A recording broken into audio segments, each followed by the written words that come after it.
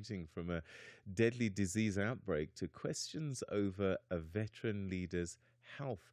And joining us to unpack all of the region's stories, we have joined by our usual Thursday morning commentator, Aaron Nga'mbi, geopolitical analyst. A very good morning to you, brother.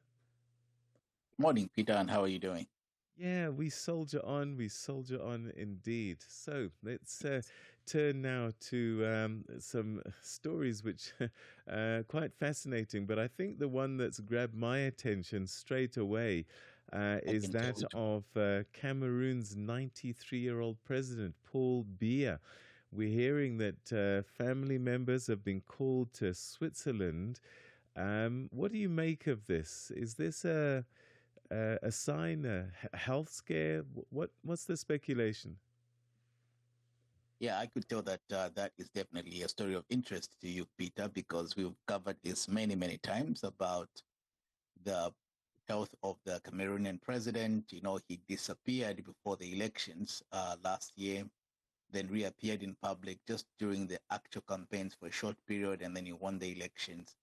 And soon after that, again, he went back to Europe. Yes, we're hearing that his family members, Frank Biera, his son, and also delegates from the government officials who usually do not travel with him have been summoned and deployed to go to Switzerland. We don't know what is going on. We can only hope for the best, but it looks like the obvious might be what is going on here. Let's assume, that it doesn't end well. What's the succession plan there? Well, there's a lot of interesting dynamics within the government and the party in power.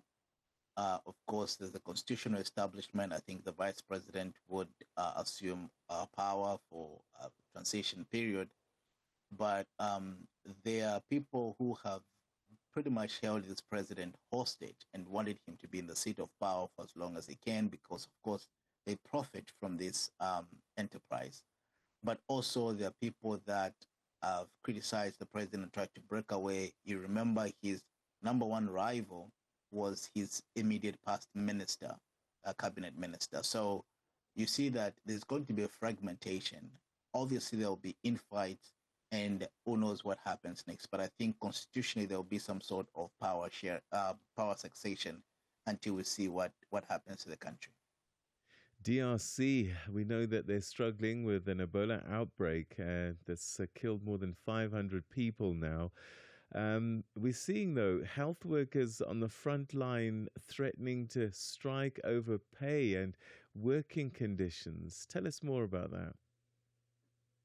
Yeah, so unfortunately, what is happening in the DR Congo is that the outbreak of Ebola is by and large in Ituri province, you know, some eastern part of the Congo, where there's also the rebels and the fighting that's going on. We have seen a huge number of cases in those areas, even though the rebels tell us that in their area where they have captured, they have contained this disease and that the virus is not spreading and that there are no really actual deaths. So we've seen that in other provinces, such as the Ituri province, the health workers from there, the local health workers, feel like they've been sidelined because we see that government is transporting health workers from Kinshasa, from the capital city and other big cities, to go and try to help these areas and contain the disease so that there's not massive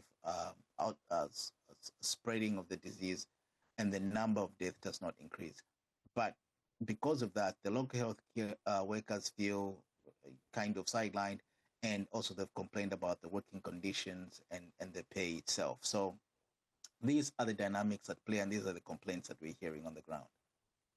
And then Gabon, it's a country that's just switched on its first internationally certified data center, which officials say is a step towards keeping the country's data within its borders instead of relying on foreign service.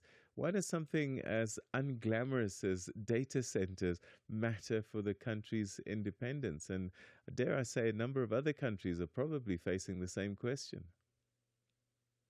Well, yeah. So this is the first time we're seeing Gabon inaugurate its first, what they call Tier 3 international standard data center.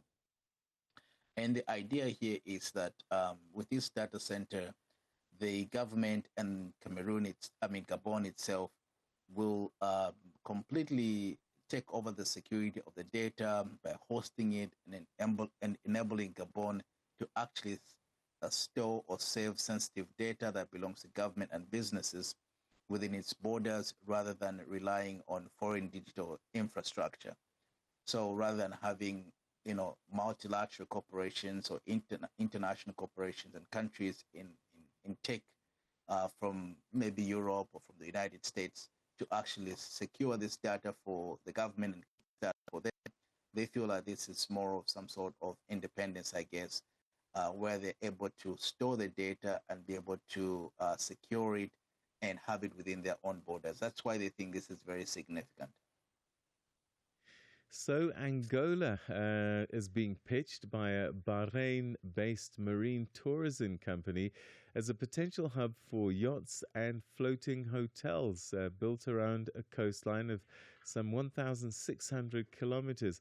Is this the start of a genuine new industry for Angola? A nice pitch for investors that's a long way from being built? Yeah, so this is they're projecting this as some really exciting news, and the investors coming with a lot of confidence. They talk about how the coastal line has beautiful views. They have the coast, they have the beaches, they have all the scenery. And one of the things they talked about is how they want to make, for example, Peter, if you want to go to Angola and pay for a yacht, and spend a night there rather than going to a hotel room, they're saying that with this industry coming in, they're going to make it very affordable and it's easy access. To be more like just basically getting a hotel room at almost those rates. So this seems like it's something very promising and it seems very exciting. I just don't know how the locals will benefit from this, because usually we've talked about how the economy in Angola has been struggling for the last few years, even under this government for the last 5 years. So do the local people have access to these luxury services, and will they be able to have the money, excess money to spend on such luxury and vacation? We're yet to see that. The DRC, it's been more than a year after DRC and Rwanda signed a US brokered a peace deal, fighting between Congolese forces and what some say are Rwandan backed M23 rebels has continued. And M23 still controls the key eastern cities of Goma and Bukavu. I mean, it's been signed, but why has this agreement failed to deliver peace on the ground? So I think that we might see some real shift with this deal, especially the Washington Accords, the peace accords that they signed. Just a few days ago, there was a statement that was issued by the Secretary of State, Marco Rubio, saying that actually Rwanda will be sanctioned. By mid-July, they expect that Rwanda will be able to withdraw all the M23 or rebels that they support in the eastern DR Congo. But the problem there is that Rwanda has said that their presence in the eastern part of the DR Congo is a defensive measure than anything else, because they are worried about the FDLR and other Houthi rebels that would want to regroup and go back to Rwanda. So, but this is the first time we're seeing the United States take a really strong stance against the accused perpetrators, which is the Rwandan government, the RDF, the Rwandan Defense Force, and the M23 that they sponsor. So I think that we'll see some shift. The tone from Washington, from the Trump administration, seems to be very, very harsh on President Kagame and his administration. He's been very harsh with Iran, and we see where that has taken him. So, why does pressure from the U.S. Matter? Yeah.